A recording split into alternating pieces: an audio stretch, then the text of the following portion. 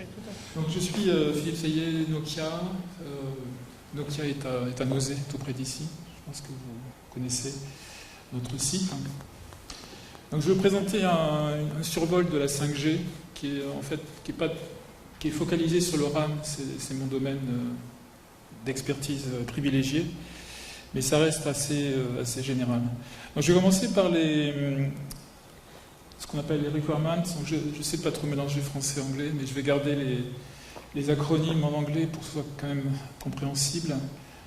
Donc la 5G s'articule autour de 3 pôles, on peut dire. Donc ils sont l'un, ce qu'on appelle Extreme Mobile Broadband, IMDB, qui est un peu le prolongement de la 4G, donc qui vise à donner plus de capacité, plus de débit. Et donc, je vais revenir après sur chacun de ces thèmes. En fait, l'idée, c'est comment est-ce qu'on arrive à augmenter la capacité. Donc, il y a différentes méthodes. Donc, il y a Massive MIMO. Donc, Massive MIMO, on connaît depuis très longtemps, mais en fait, c'est relativement récent qu'on considère que le Massive MIMO est viable économiquement, parce qu'il y a eu beaucoup de travaux faits en termes technologiques pour le rendre plus accessible, enfin moins cher, moins consommant, et plus efficace.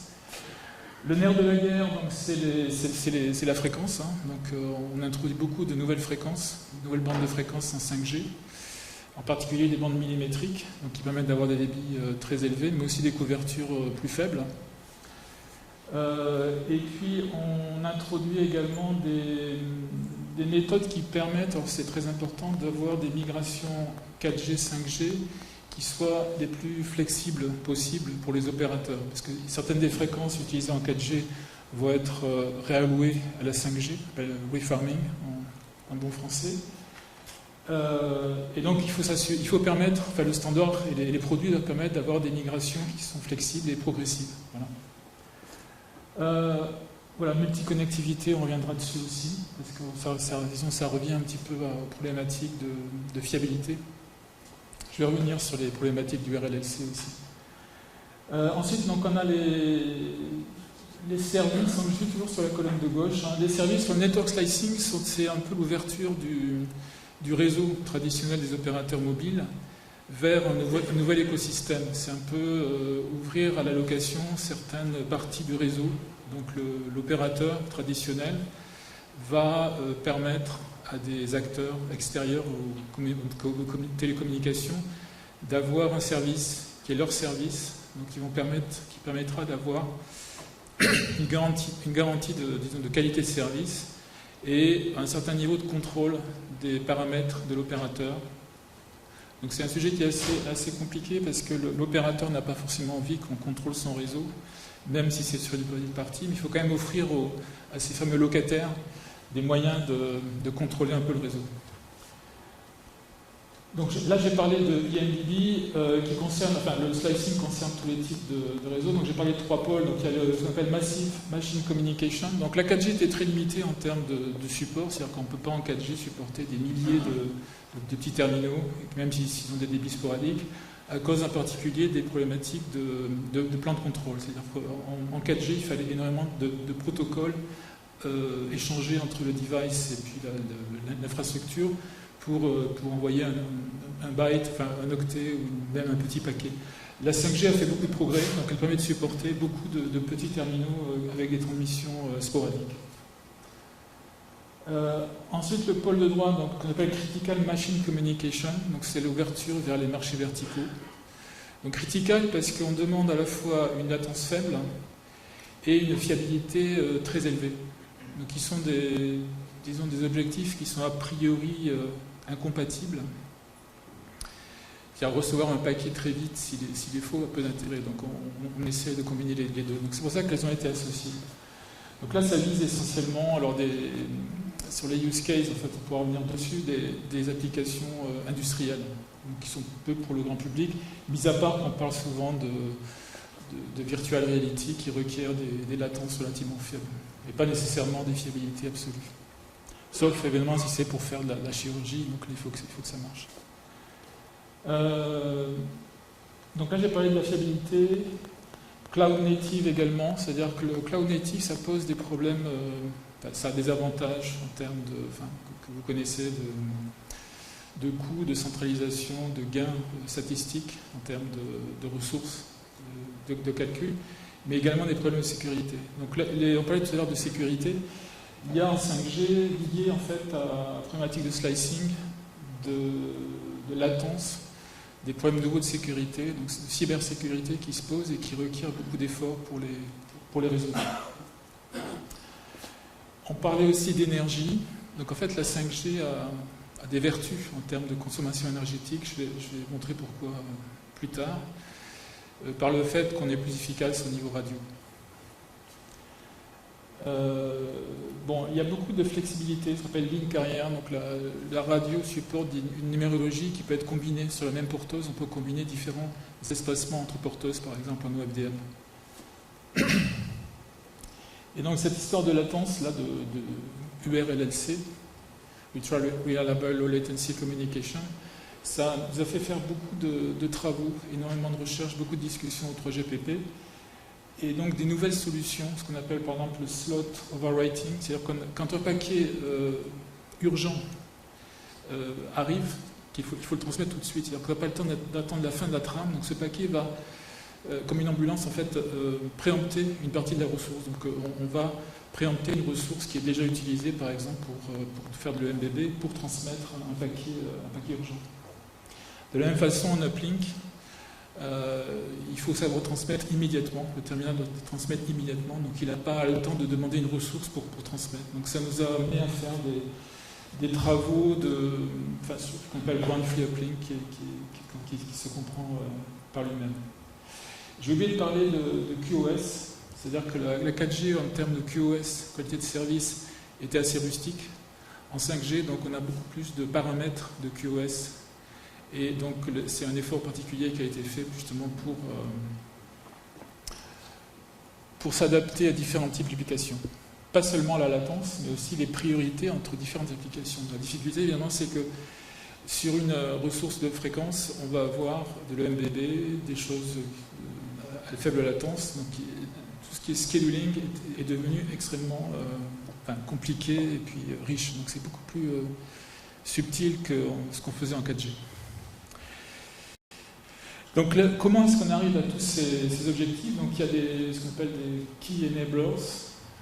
Donc je parlais du spectre, donc on introduit des bandes millimétriques, donc qui était l'oxygène nécessaire pour avoir plus de capacité. J'ai pas de pointeur, moi j'aurais bien aimé avoir le. J'utilise la souris. Donc, ce qu'on appelle Flexible Radio Design, donc je reviendrai dessus un petit peu plus tard. Donc, c'est le plan de fréquence qu'on voit sur ce petit dessin. Et on voit qu'on arrive à loger différents types de services. Et j'en dis pas plus pour l'instant, mais donc ça donne une flexibilité. Parce qu'en fait, en fonction des caractéristiques fréquentielles, on peut avoir envie d'avoir des espacements entre sous-porteuses qui est plus important. Donc le Massive MIMO qui est quelque chose qui est fondamental aussi en 5G, c'est qu'il va se déployer largement commercialement, alors que jusqu'à présent c'était plutôt quelque chose de démonstration, un petit peu de recherche. Cloud Native, donc c'est l'architecture qui devient désagrégée, je vais revenir dessus également. C'est-à-dire que ce n'est plus un système monolithique avec une station de base et une antenne, c'est une station de base qui se décompose et des antennes qui sont éventuellement non colocalisées par rapport au reste pour donner plus de flexibilité. Et puis donc ce qu'on appelle multi-connectivity aggregation, donc c'est tout ce qui concerne notamment la migration, c'est-à-dire qu'on ne va pas passer comme ça du jour au lendemain en 5G, donc il y aura une coexistence 4G, 5G avec des transitions qui sont progressives. Et donc il faut que le standard, les produits et les opérateurs mettent en place des mécanismes qui permettent de faire ça. Pour assurer la fiabilité des transmissions, on est obligé aussi d'avoir différents points de transmission, c'est-à-dire qu'on va ce qu'on appelle multi-TRP, c'est-à-dire qu'on va émettre à partir de deux points différents vers le même terminal. Comme ça, s'il y a un trajet qui est bloqué, il en reste au moins un qui subsiste. Je viens de dire que la 5G ne va pas se déployer comme ça du jour au lendemain, donc, et ça se traduit par le même phénomène au niveau du standard, c'est-à-dire que quand on dit 5G, c'est la 5G initiale et puis la 5G qui va ensuite inclure des fonctionnalités supplémentaires. Donc ce qui se passe, ce que l'autre Philippe a présenté tout à l'heure, c'est la 5G qui commence à exister donc, en 2018-2019 et qui se focalise essentiellement sur EMBB, c'est-à-dire que le prolongement de la 4G pour des débits un peu supérieurs. Donc, ce qu'on voit ici, c'est au début, donc, dans mes 3 pôles, hein, donc le pôle UO, c'est le pôle EMBB, c'est le premier à être déployé. Et ensuite, on voit qu'en 2020, donc cette année en principe, en tout cas au niveau du standard et puis du développement industriel, on voit apparaître des premiers services verticaux, donc URLLC, Private 5G. Donc il y a beaucoup de réseaux privés également qui font partie du scope de ce qu'on fait. Et puis un peu plus tard, donc en 2021-2022, on a la 5G avec toutes ses capacités, c'est-à-dire des Massive IoT, Critical Communications, TSN, Time Sensitive Networks, etc. Donc évidemment, je ne vais pas détailler tout ce qui est dedans, mais il y a une richesse assez considérable sur toutes les features. Donc je parlais du TSN, mais c'est juste un exemple disons, qui vont être standardisés dans un premier temps, et ensuite, pour certaines d'entre elles, déployées. Donc en fait, le standard définit beaucoup, l'industrie en développe un petit peu moins, et l'opérateur en choisit une partie. Enfin, en général, on essaie de développer des choses qui sont utilisées par les opérateurs. Enfin, il y a une multiplicité de demandes d'opérateurs qui font qu'on est obligé de faire à peu près tout ce qui est dans ce standard. Voilà, donc on pense qu'en 2023, on aura la 5G optimisée, avec un déploiement qui sera considérable et à peu près toutes les fonctionnalités qui sont aujourd'hui dans le standard ou en cours de préparation. Après, on ne parle pas de 6G, on parle de Beyond 5G. Donc, le 3GPP, par exemple, ne parle pas explicitement de 5G, on parle de NR, c'est New Radio, qui marque le début de la 5G. Mais en fait, je ne pense pas que le 3GPP va dire on est en 6G à un moment donné, c'est une transition qui va être, on va dire, progressive. Enfin, on l'utilise chez nous, de toute façon. Donc là, je montre très rapidement la roadmap 3GPP, donc qui détermine, en fait, qui rythme le déploiement global. Donc il y a un système, en fait, où on fait d'abord ce qu'on appelle un study item, donc une étude. On regarde, par exemple, si ça vaut le coup d'améliorer les CSR reports, Channel State Information.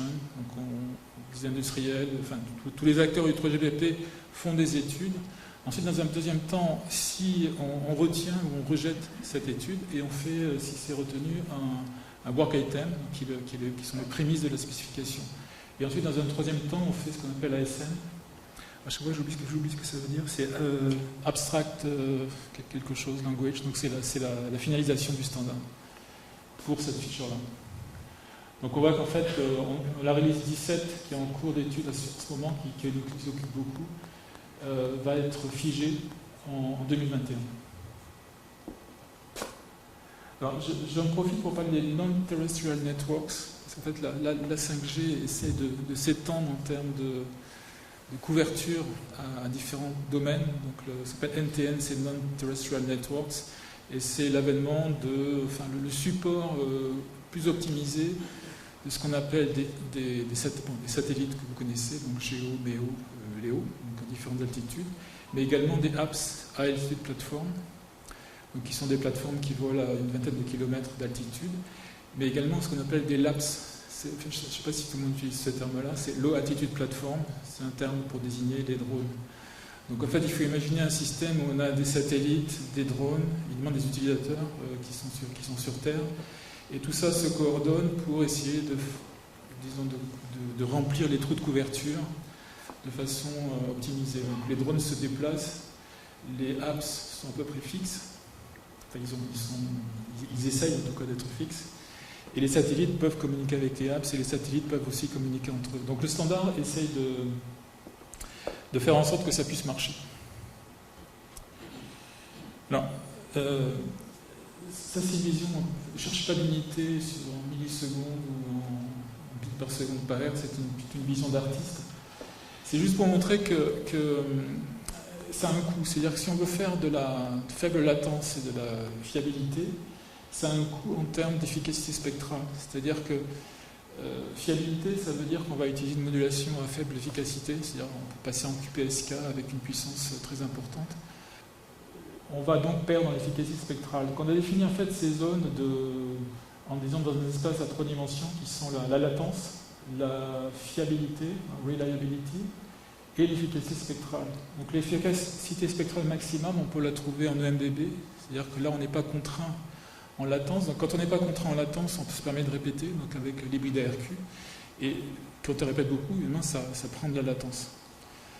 Donc on ne peut pas se permettre de répéter en URLLC ou peu, ça dépend des applications. Et donc il faut transmettre la première fois, il faut que ça marche la première fois. Ce qui est assez compliqué parce qu'il y a des interférences, etc. Donc en fait, quelles sont les solutions pour y arriver? Donc il y a ce qu'on appelle le Flexible Function Placement, c'est-à-dire qu'on ne peut pas, avec un RAN monolithique et un cloud qui est très loin de l'utilisateur, assurer cette faible latence. Donc, je vais montrer un petit peu plus tard l'architecture.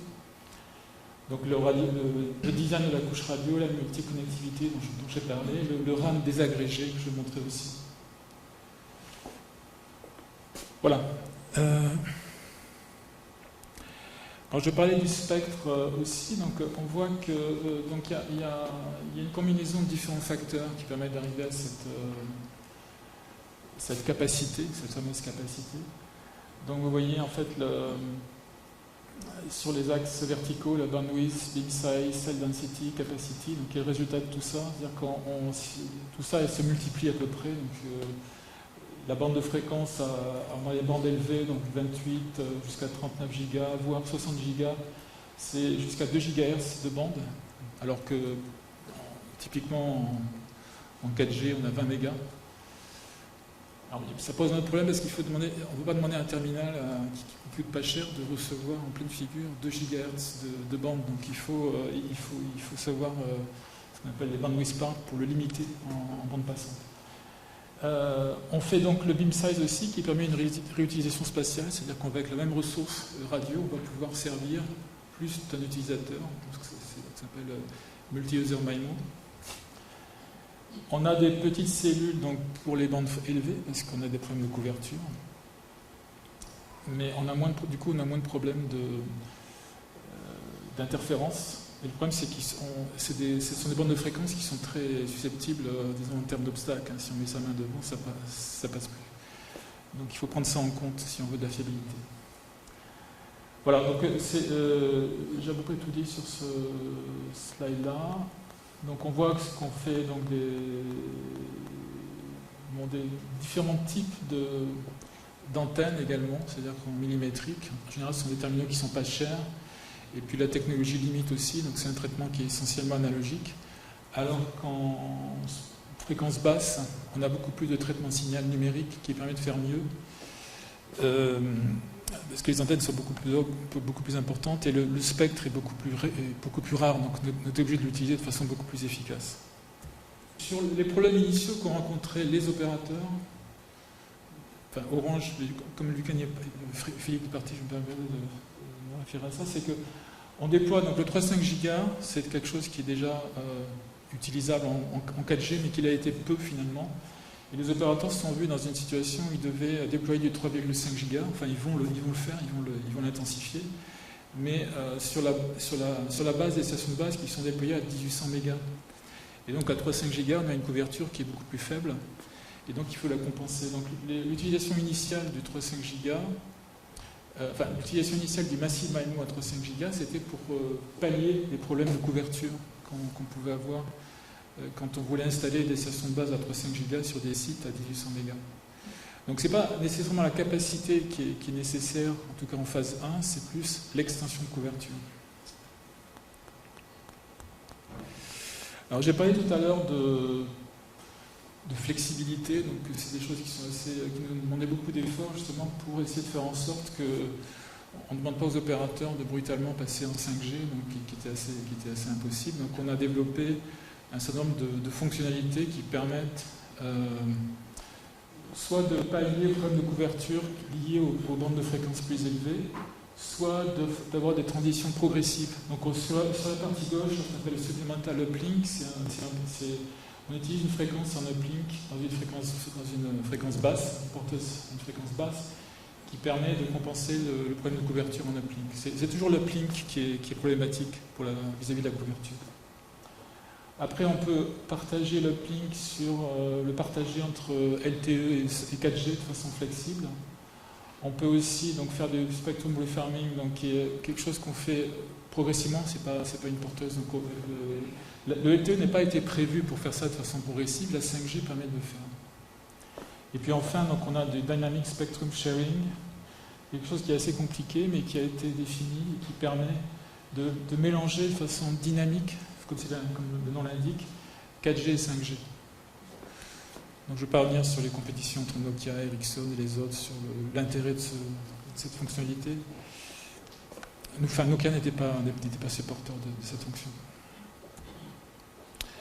Sur l'architecture, donc, c'est-à-dire qu'on a des nodes B dans l'architecture, on a un core network. Donc, dans un premier temps, ce qui est prévu, c'est ce qu'on appelle le non-standalone, qui permet d'utiliser un core network 4G sur des stations de base 5G.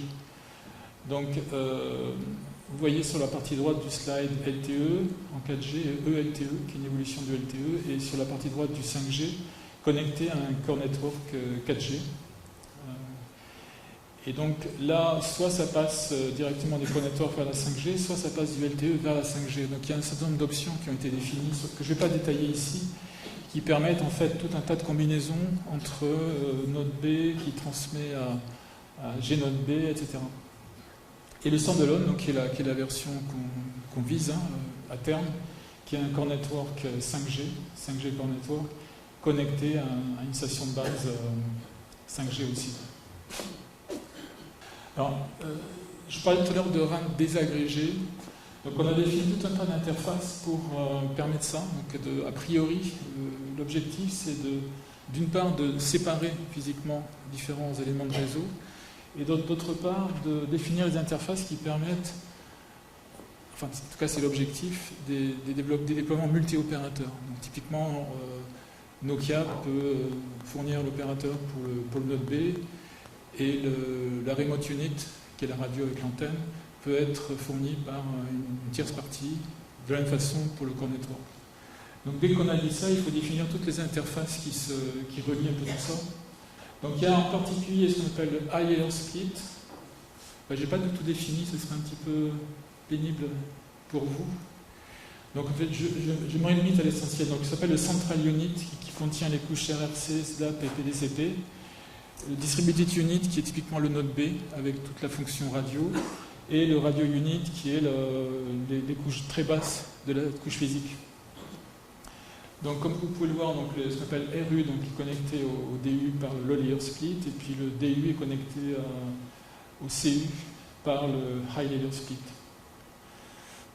Donc ce high layer split est spécifié au 3GPP, donc c'est les F1 et V1 pour la 4G, et puis le low layer split défini en dehors du 3GPP par un forum industriel qui s'appelle ORAN aujourd'hui. Alors cette panoplie, ça permet d'avoir des types de déploiements qui s'adaptent à différentes situations. Donc sur la partie gauche, on trouve un central RAN. Donc c'était en 4G sous l'égide de China Telecom. On parlait beaucoup de CRAN, qui était le Cloud RAN, ou Central RAN, en fait, où toutes les fonctions étaient colocalisées. Et donc les radio units étaient dispersés un petit peu autour. Et on a vu que pour la 5G, et en particulier pour des problématiques de latence, ce n'était pas forcément la meilleure architecture. Donc on peut aussi, grâce à ces interfaces dont je viens de parler, localiser. Donc sur la partie gauche, on voit le central RAN traditionnel. Et sur la partie droite, on voit le cell-side DRAN monolithique, donc qui est plus quelque chose qui correspond à ce qu'on a l'habitude de voir aujourd'hui, mis à part pour les local applications. Donc ce que vous voyez sur le dessin, c'est qu'on peut d'une part mettre le DU sur le site. Donc typiquement c'est un DU connecté par exemple à 3 secteurs, ou bien à 6 secteurs ou plus, peu importe. On peut mettre sur le troisième dessin, vous voyez la local application qui est sur le site intermédiaire. Donc il n'y a pas de définition, ne cherchez pas de définition très rigoureuse de tout ça, parce que ça dépend des opérateurs. Chaque opérateur a sa philosophie en termes de déploiement. Donc ils ont des locaux avec une certaine ressources, en termes de surface, de puissance. Donc ils ont leur propre philosophie pour arranger tout ça. Ce que je veux signaler simplement là-dessus, c'est que pour faire de l'URLLC, on ne va pas se permettre d'avoir un serveur d'application qui est à 500 km pour des questions de propagation. Dans ce cas-là, on est obligé d'avoir le tout proche de l'utilisateur. Tout, à la fois le node B, mais aussi le core network et le serveur d'application. Dans ce cas-là, on a tout sur place et puis on a un système qui est quasi autonome. Donc tout ça est possible et offert, pas que par Nokia, un peu par tout le monde, mais notamment par Nokia.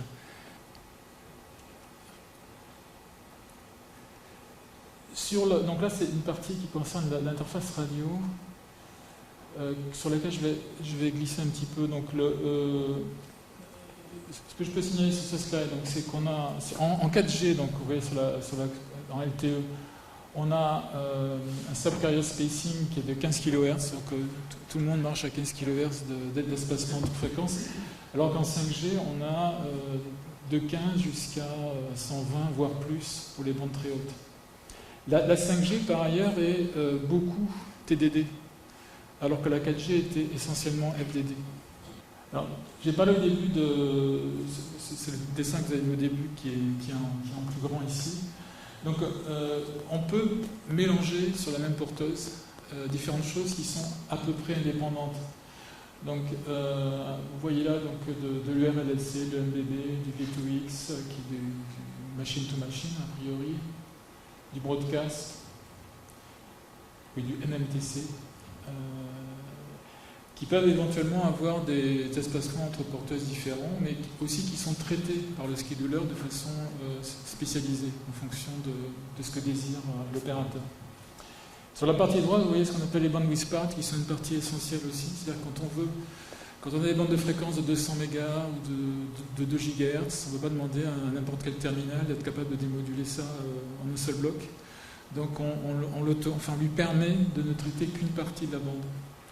À savoir, donc on peut définir de façon flexible, ou presque flexible, ce qu'on appelle des bandwidth parts. En fait, c'est des parties qui sont autosuffisantes. Donc le terminal ne regarde que cette partie-là. Et ça permet en fait d'ouvrir l'écosystème à des terminaux qui sont plus simples ou moins chers. Donc, typiquement, quand on a un capteur machine to machine, qui transmet quelques octets par jour, on n'est pas obligé de démoduler 2 GHz à la fois, donc on va lui faciliter un petit peu la tâche. Alors ça c'est une partie un peu plus anecdotique, c'est-à-dire le fait en LTE, donc on a des bandes on dit 20 mégas, mais en réalité c'est 18 mégas, et entre chacune de ces porteuses, on a des bandes de garde. Le fait de permettre 100 mégas d'un coup, ça permet d'être beaucoup plus efficace. Donc on était à 90% en LTE, et on passe à 98% en 5G. Donc ça fait un gain. Alors après, quand on va un peu plus dans les détails, en fonction des bandes, on voit que la 5G permet d'avoir plus d'efficacité. Donc le LTE était toujours limité à 90%, alors que la 5G permet un taux d'utilisation jusqu'à 98%, surtout pour les bandes larges. Alors, ce slide-là répond un petit peu à la question sur l'efficacité énergétique. Donc, en 4G, on avait des symboles de référence qui s'appellent les CRS, qu'on transmettait tout le temps, nuit et jour, même s'il n'y a absolument personne dans la cellule, qui obligeait donc les équipements interactifs à transmettre en permanence. En 5G, donc ce qui est en bas, on voit que ces symboles de référence ne sont pas transmis quand il n'y a pas de trafic, quand il n'y a pas d'utilisateurs. Néanmoins, il faut permettre aux terminaux de rester synchronisés. Donc il faut leur envoyer périodiquement ce qu'on appelle un PSS, une salve qui leur permet de rester synchronisés. Et ça, on le transmet toutes les 20 millisecondes. Donc ça, c'est un facteur important d'amélioration de l'efficacité énergétique.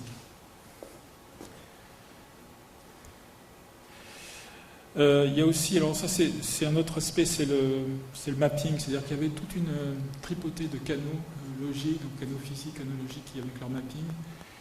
En 4G, en 5G ça a été un petit peu simplifié. Et on a rajouté notamment ce qu'on appelle les phase tracking RS, que vous pouvez voir sur les deux côtés, qui permettent de fonctionner en millimétrique. Il faut savoir qu'en millimétrique, on a un bruit de face phénoménal et il faut des symboles de référence en densité beaucoup plus importante pour compenser ce bruit de face. Donc c'est pour ça qu'on a rajouté ces PTRS qui permettent de faire du tracking du bruit de face. Ce qui n'est pas représenté aussi ici, c'est les Positioning Reference Signal, donc qui permettent comme le nom l'indique, de faire du positionnement. Ça existait aussi en 4G, donc c'est pas un différenciateur marquant. Alors, l'autre aspect, c'est-à-dire qu'on était en 4G très limité par les canaux. En fait, oui, c'est un aspect fondamental de la 5G aussi, c'est que les canaux, il n'y a plus de canaux broadcastés, c'est-à-dire qu'on éclaire en 4G, on éclairait les canaux de contrôle, et donc la problématique, c'est qu'il y avait des pertes de couverture. En 5G, tout est beamformé, c'est-à-dire que les canaux de contrôle ont la même portée que les canaux de trafic utilisateur. Évidemment, quand on utilise du beamforming, c'est pas c'est quelque chose qui est optionnel. Donc en fait, donc ça ajoute évidemment de la complexité, puisqu'il faut, quand j'émets dans cette direction, le terminal qui est là n'entend pas. Donc il faut faire un balayage et il faut faire du tracking. C'est-à-dire qu'il y a tout le nom vient en anglais, un framework de ce qu'on appelle le beam management, qui permet justement à la fois à la station de base et au terminal de se trouver. C'est-à-dire que le terminal aussi a des beams, et il faut au bout d'un moment que les deux coïncident et qu'on choisisse la meilleure paire de beams pour chacun. Quand je dis meilleure paire de beams, c'est une simplification parce qu'en fait on peut utiliser plusieurs beams à la fois. Ça s'appelle le précodage. Donc couverture améliorée en 5G, en particulier pour les canaux de contrôle. Donc là, c'est un raffinement, c'est-à-dire qu'on a... Le problème du sweeping, c'est que ça prend du temps. Donc on est obligé d'avoir différents niveaux. Donc ça se fait en 3 étapes. On a au départ un balayage avec des beams relativement larges. Une fois qu'on a trouvé le meilleur beam, ou les meilleurs beams, parce qu'on peut être à l'intersection entre deux beams, on va déployer des beams qui sont plus étroits, donc il y a une meilleure couverture, donc qui sont plus efficaces spectralement. Et puis dans un troisième temps, le terminal, lui, va chercher aussi pour raffiner un petit peu le réglage. Donc ça s'appelle beam management en 5G. Alors ça c'est un petit peu, je pense que c'est peut-être un petit peu trop détaillé. Donc il y a une complexité assez accrue par rapport à 4G pour le support de Massive MIMO. Il faut savoir qu'on a reconduit ce qui existait en 4G.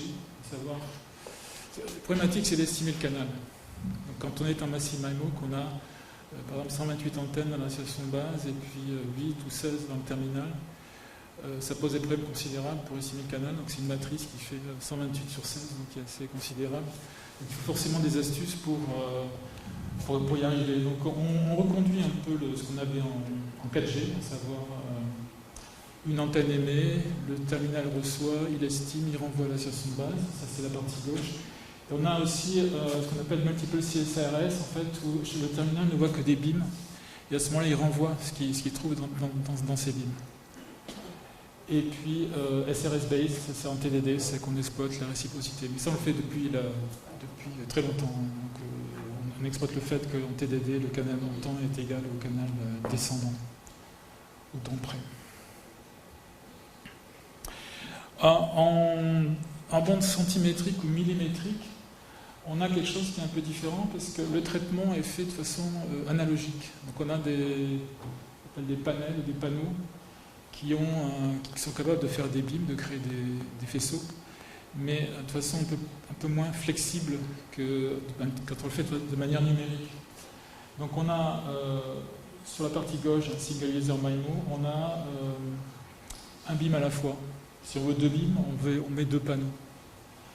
Et donc le 3GPP a défini aussi des méthodes pour subdiviser les panneaux en sous-panneaux, de telle sorte qu'on puisse faire des multi-laser MIMO, même dans les fréquences élevées.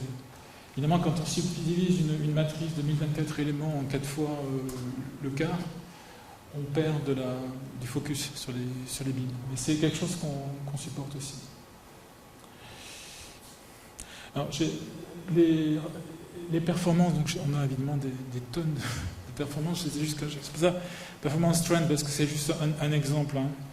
Et il faut être prudent quand on donne des résultats de performance, parce que ça dépend énormément de la configuration. Il ne faut pas oublier la complexité aussi. C'est-à-dire que l'antenne physique, ça, je pense que c'est important de bien comprendre, cette antenne physique donc, qui est représentée en haut à droite, peut comporter, dans le cas qui est montré ici, 128 éléments. Donc les traits penchés, ça désigne les polarisations. Donc chaque carré qui est dans le... Vous voyez, à l'intérieur, il y a 2 antennes, donc il y a 2 polarisations, plus ou moins 45 degrés. Donc on va avoir 8 colonnes, 4 colonnes ou 2 colonnes. Alors, ce qu'on fait pour des problèmes de complexité et de déploiement, c'est qu'on peut coupler ces antennes en dur. Donc cette antenne 8x8, on peut avoir une antenne qui est ce qu'on appelle logical configuration, où on va coupler par exemple dans la partie gauche toutes les antennes par colonne. Quand je dis coupler, c'est-à-dire qu'on les couple en dur, c'est-à-dire qu'on les connecte entre elles. Donc on crée un faisceau vertical et donc on a une antenne équivalente de la station de base qui est celle qui est montrée. Je suis désolé, il n'y a pas de. Qui est montrée ici. Donc qui permet de faire du steering horizontal, mais pas du steering vertical. Alors de la même façon, on peut la coupler dans l'autre sens, c'est-à-dire que cette même antenne, on peut coupler de manière horizontale. Donc en fait, on supporte en fonction des déploiements différents types de couplage. Alors, quand on est en rural, donc on voit tout le monde à peu près la même hauteur en face de soi, on n'a pas vraiment besoin d'avoir un steering vertical. Donc l'antenne qu'on appelle 1,2 est la plus adaptée. En revanche, quand on est en ce qu'on appelle un UMI, Urban Micro, donc on a des utilisateurs qu'on voit proches de nous, donc à nos pieds, un peu plus loin, et également dans les étages des immeubles. Donc là, il est nécessaire de savoir faire du steering vertical et horizontal. Et dans ce cas-là, ce qu'on peut voir dans les simulations, que je ne vais pas vous montrer parce que ce serait un peu trop, on montre qu'en fait l'antenne de type 442, 242, est la plus efficace. C'est un slide qui est c'est toujours un peu compliqué à assimiler. Donc on a comparé dans des configurations que je vous ai montrées, donc 1.2, 2.4.2, 4.2.2, différentes approches, donc en single laser MIMO, en multi laser MIMO, pour le LTE, pour le NR. Donc avec différents types de reporting pour le MIMO, qui s'appelle type 1, type 2. Donc le type 2 est plus compliqué et meilleur, mais il est aussi plus consommant en termes de ressources de CSI envoyées par les terminaux. Alors, ce qu'on voit, c'est que finalement, quand on compare le LTE et le NR dans cette configuration, c'est pas absolument fantastique, quoi. On voit qu'il y a un gain, mais qui n'est pas 10 fois. Donc c'est un gain qui est lié à l'amélioration du standard, à l'amélioration du reporting des terminaux. Donc en single laser MIMO, on voit que le gain est entre 10 et 20% par rapport au LTE. Donc on voit aussi donc, dans la partie droite, ce que j'ai dit tout à l'heure, c'est qu'en UMA, ça c'est du macro, l'antenne qui sait faire du beamforming horizontal est plus efficace que l'autre. Et on voit que NR versus LTE, donc le Type 2 est meilleur que le Type 1, et forcément meilleur que le LTE. Et mean and SELEDGE, donc le SELEDGE qui est montré à droite, suit les mêmes tendances que la moyenne. Et pour finir, donc la 5G, donc, comme je dis, c'est beam-based interface. On a des améliorations de performance. On a ce beam management qui est une nouvelle feature. On a le Type 2 codebook qui est nouveau en 5G. CISA Acquisition Wave Framework qui permet d'avoir plus de... Donc on supporte un nombre arbitraire de TRX, ce qui est important. Donc on peut avoir n'importe quel type d'antenne et la 5G sait la traiter. Alors, le MIMO, c'est une histoire sans fin, donc ça a commencé il y a très longtemps, et ça n'arrête pas de nouveaux problèmes qui viennent comme ça se superposer. Donc il y a encore beaucoup d'évolutions qui sont prévues en release 17, release 18. On veut supporter plus de mobilité, c'est-à-dire on parle pour beaucoup de high-speed train, donc on veut fournir de la 5G dans les trains. Donc l'avantage du train, c'est que cette trajectoire est prévisible, donc on peut utiliser cette propriété. On a beaucoup de problèmes d'uplink, c'est-à-dire que le downlink est largement amélioré, mais l'uplink doit supporter tous les messages de dissémination de canal produits par les utilisateurs, pas par les terminaux. Et donc on consomme beaucoup de ressources uplink. Donc il y a beaucoup d'efforts qui sont faits pour réduire ce qu'on appelle l'overhead. Et puis on supporte, alors COMP, c'était une longue histoire aussi, puisque ça a été abordé en 4G, enfin, ce qu'on appelle le Joint Transmission, cohérent ou non cohérent. Et ça revient un petit peu en 5G, à la lumière des évolutions, et en particulier des évolutions de terminaux. Et donc on fait ce qu'on appelle multi-TRP, c'est-à-dire qu'on, pour des raisons disons de fiabilité, on peut aussi émettre de plusieurs points d'émission sur plusieurs modes. Voilà, j'en dis pas plus. Parce que voilà. Je vous remercie de votre attention. C'est terminé pour moi. Donc, je vous remercie beaucoup, c'était très intéressant. Je suis Catherine Gabel, et plus agent du contrôle du spectre. Juste, en fait, j'ai deux questions. C'est la latence. Quels sont les enjeux pour pouvoir avoir une amélioration de la latence, notamment avec des différents déploiements dans les différents pays, qui peuvent avoir des synchronisations différentes. Et au niveau synchro, est-ce que vous dépendez du GPS, Galileo, ce genre d'informations pour la synchronisation? Et comment vous gérez, comment vous détectez éventuellement les voyages? Oui, alors, il y a eu beaucoup d'évolutions sur les cas d'application. Pourquoi est-ce qu'on fait de la faible latence? J'étais au NGMN. Le NGMN, c'est un forum d'opérateurs, c'est Next Generation Mobile Networks. On est parti d'une page blanche, donc les gens se sont dit qu'est-ce qu'on va faire en 5G. Donc on a dit tiens, il y a probablement des applications qui requièrent de la faible latence. Et donc on a listé autonomous driving, electric grid, enfin un tas d'applications. Et au départ, on a mis 1 milliseconde sur chacune des applications. Et on a dit c'est 1 milliseconde round trip, donc qui était absolument infaisable. Et il y a eu au fil des années, donc je fais référence à 2015-2016 par là, des évolutions, enfin de la maturation, qui font que finalement, pour la conduite automatique, on n'a pas besoin de faible latence, on peut se satisfaire, je crois, je ne sais pas le chiffre en tête, mais 20 millisecondes, c'est largement suffisant, sachant que les capteurs locaux de la voiture prédominent sur le réseau, ce qui est tout à fait normal. Parce que même avec une fiabilité de 99 avec 5,9 derrière, on a une probabilité d'accident si on reposait uniquement sur le réseau qui serait inacceptable. Après, donc il y a eu j'ai pas de liste ici, donc il y a aujourd'hui au 3GPP une liste de scénarios avec différents paramètres pour chacun d'entre eux qui désignent la latence, ce qu'on appelle survivability. Parce que si l'application n'est pas alimentée pendant un certain temps, au bout d'un moment, ça casse. Donc il y a plusieurs paramètres qui sont définis.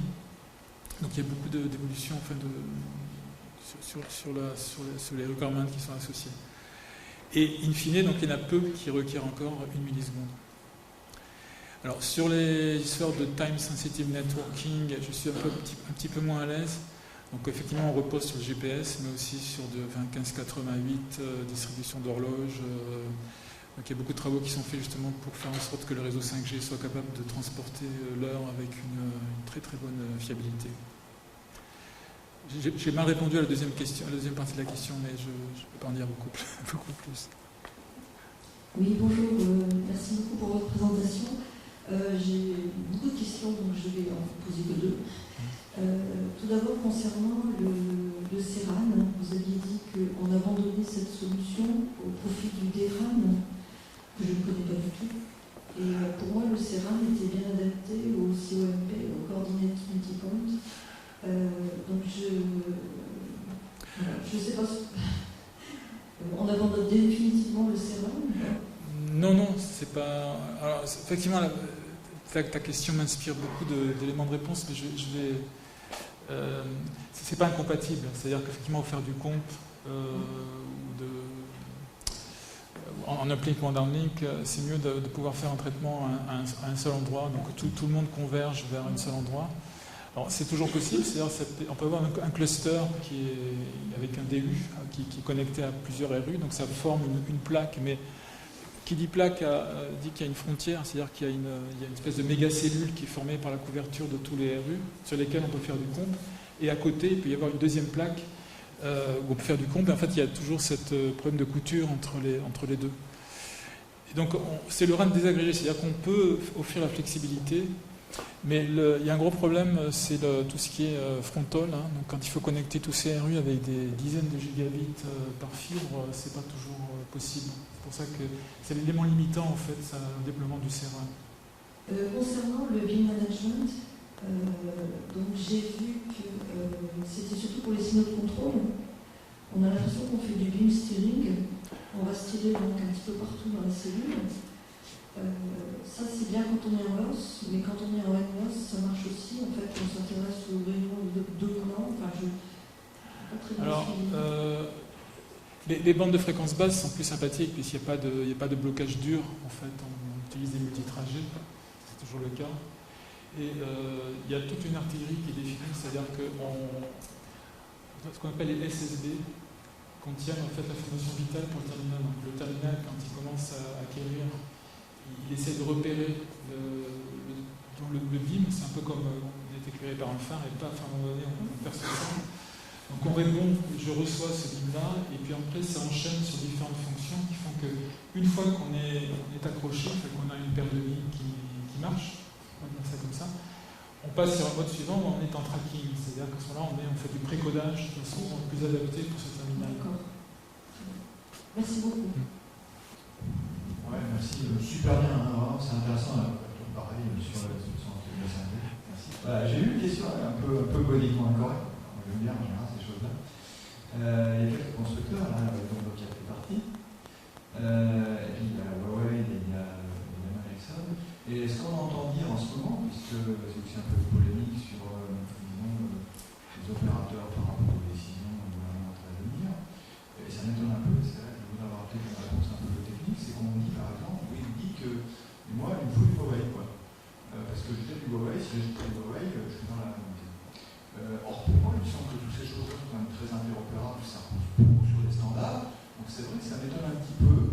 Est-ce que, par exemple, qu'est-ce qu'il y a là-dedans? Pourquoi est-ce que les équipements ne seraient pas interopérables et que vraiment, si on est coincé par un équipementier, il reste que c'est oui, il n'y a pas d'opérateur dans la salle où je peux répondre plus librement. C'est-à-dire que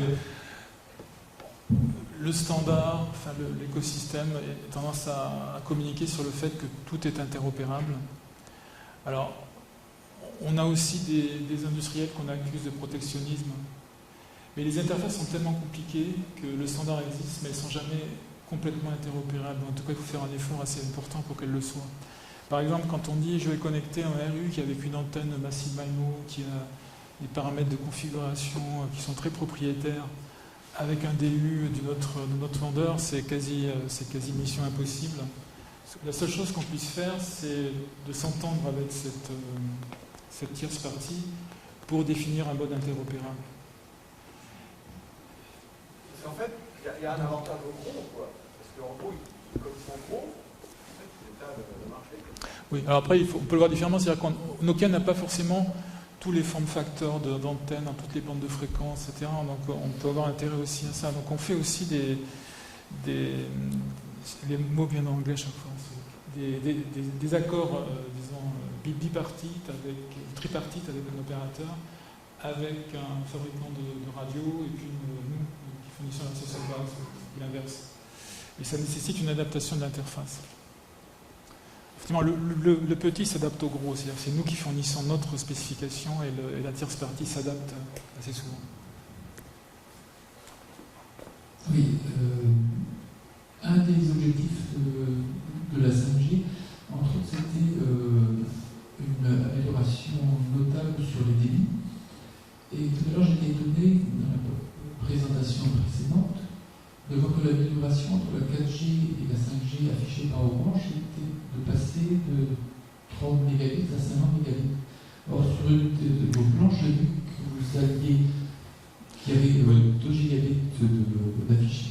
Bon, c'est tout à maximum, mais de 30 à 50, ça me paraît assez faible comme amélioration. Oui, alors, j'ai aussi des slides qui montrent des gains d'un facteur 10 ou plus, ou ce qu'on communique en général. Mais c'est une comparaison sur un cas particulier. Si je prends des antennes qui n'ont pas forcément optimum, mais c'est une approche très pragmatique où on dit on ne va jamais déployer des monstres qui coûtent une fortune. Donc on va forcément faire ça. Et du coup, on aura, si on se limite à une bande de fréquence donnée, on compare LTE avec ce qu'on sait faire en 5G, les gains, donc si on compare de LTE Massive MIMO avec du 5G Massive MIMO avec la même largeur de bande, et avec tous les raffinements qu'on a apportés à un 5G, on a un gain, alors on peut discuter dessus, mais c'est un facteur 2 maximum. Maintenant, si on dit je prends des millimétriques et puis je rajoute de la bande, etc., là on montre qu'on peut avoir des gains 10, 100, donc c'est une façon de présenter les résultats. Moi je ne peux pas présenter des résultats trop... Enfin bon, j'ai une présentation qui est essentiellement technique, donc je compare des choses comparables. Merci. C'était juste pour rebondir sur la question d'interopérabilité. Vous avez parlé d'Oran. Je voulais juste savoir, étant donné que Laura, justement, c'est pour répondre à ces questions d'interopérabilité entre DU et CU et RU. Donc justement, je me demandais si aujourd'hui, Nokia proposait déjà des DU déjà compatibles d'Oran. Oui. Enfin, qui sont à peu près compatibles Oran, oui. L'Oran est en train de se faire sa spécification. Donc dans Oran, Oran ne fait pas que du low layer split, ils font plein de choses. Ils définissent notamment les interfaces avec ce qu'on appelle le RIC. Je n'ai pas parlé de machine learning, il y a beaucoup de machine learning qui vient un peu partout dans l'affaire aussi. Mais donc ça définit un tas de choses, dont le low layer split.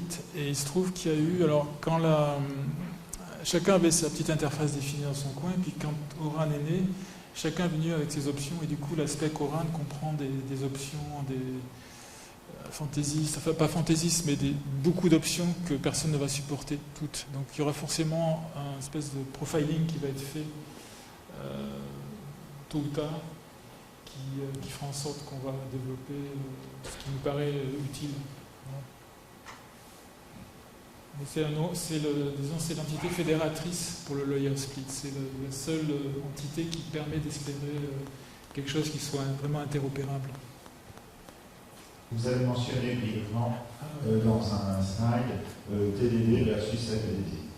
Qu'en est-il exactement sur l'avenir? Parce que finalement, le TDD, on dit, bah oui, mais au niveau de la proximité des différents opérateurs ou des différents utilisateurs, il va y avoir une difficulté de synchronisation.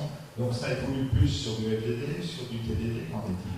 C'est plus du TDD. Alors la question est très intéressante parce que effectivement, en LTE, on a essayé les faire sur TDD, on a vu qu'il y avait des problèmes de propagation, c'est-à-dire qu'en Corée notamment, ça ne marche plus du tout parce que pour la propagation, il y avait des collisions, il faut utiliser le même.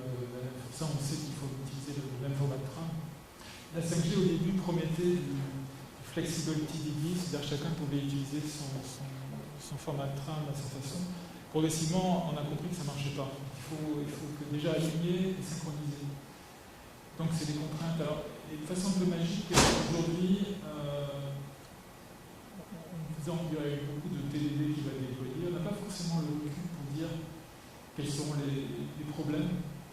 Forcément, il y aura des problèmes qu'on va découvrir dans certains endroits, il faut savoir résoudre. Mais pour l'instant, je n'ai pas connaissance de problèmes particuliers, dans la mesure où tout le monde est bien synchronisé. Je n'ai pas de réponse finale à votre question, je suis désolé.